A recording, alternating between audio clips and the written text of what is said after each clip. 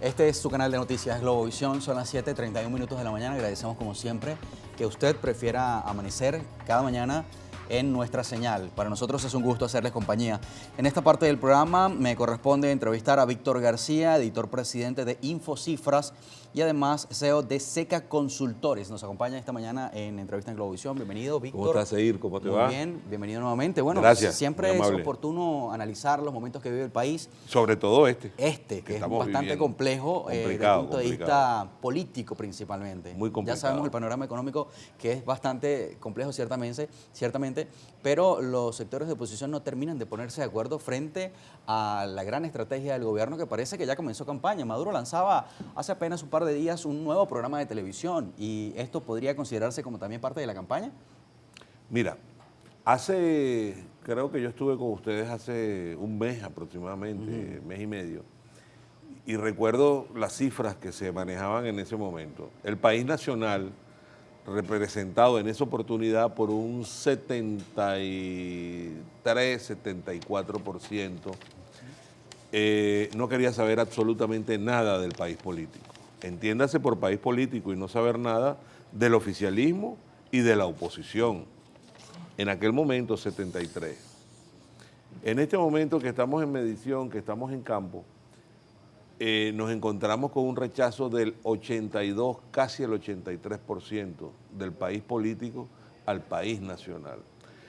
El país político es el que integran los militantes de los partidos políticos, oficialistas, no oficialistas, opositores. El país nacional es todo lo demás, que no milita en partidos políticos. Ahora, ¿qué nos dicen en este momento? Nos dicen que están metidos en un rechazo tanto al país opositor, a los opositores, que no terminan de encontrar el camino, no terminan de encontrar la guía por dónde van a transitar en este proceso de primaria, en este proceso que se va a venir de primarias opositoras. Y por otra parte, el oficialismo se entrampó en una red de corrupción que el país nacional lo observa, lo ve con mucho cuidado, pero con mucho rechazo. ¿Por qué con mucho rechazo? Si supone ser una acción contundente. No, todo lo contrario. Ajá. Son 24 años de gobiernos de revolución que tenemos en Venezuela. O sea, algo así como que descubrieron el agua tibia, entonces. No, es que hay antecedentes. Recuérdate qué pasó con el Plan Bolívar 2000, con los manejos que se hicieron en el Plan Bolívar 2000 y no pasó nada en materia de corrupción. Recuerda a Rafael Ramírez. Según dicen, Rafael Ramírez vive como un zar del petróleo en Italia, que se llevó del país más de 7.000 millones de dólares y con eso, bueno, vive a sus anchas en Europa y no pasó nada.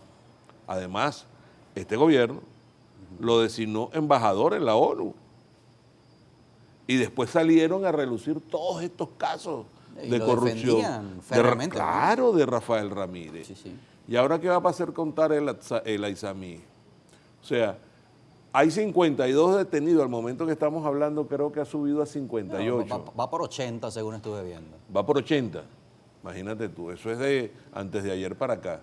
Yo lo dejé en 58. Porque hay nombres que no son tan conocidos que están ¿Y dónde está Tarek El Aissami?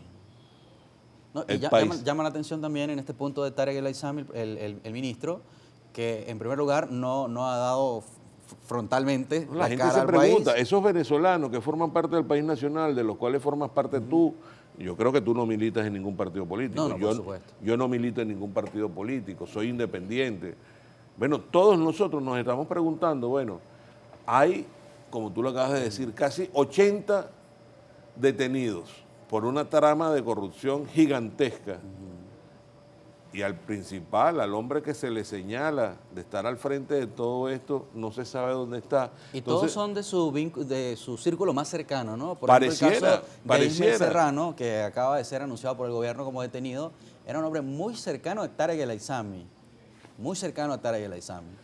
Todos los que se han mostrado son muy cercanos a Tarek El Aissami. Claro, pareciera que es así. Entonces, En el análisis político que encontramos, bueno, ¿se trata de verdad de una trama, de una secuela de corrupción administrativa o se trata de una secuela de corrupción administrativa además de una conspiración que iban a aspirar a ser candidato presidencial Tarek También El Aizame suena esa teoría. al final de, ahora para el 2024 y estaban recabando fondos? Bueno, si eso es así, eso hay que decírselo al país y quien lo tiene que explicar son las autoridades. Claro. Yo le pido a mi gran amigo, el fiscal, el poeta Tarek William Saad, que ha hecho, por cierto, una acción diligente, yo quiero reconocérsela, y pronta con relación a este caso.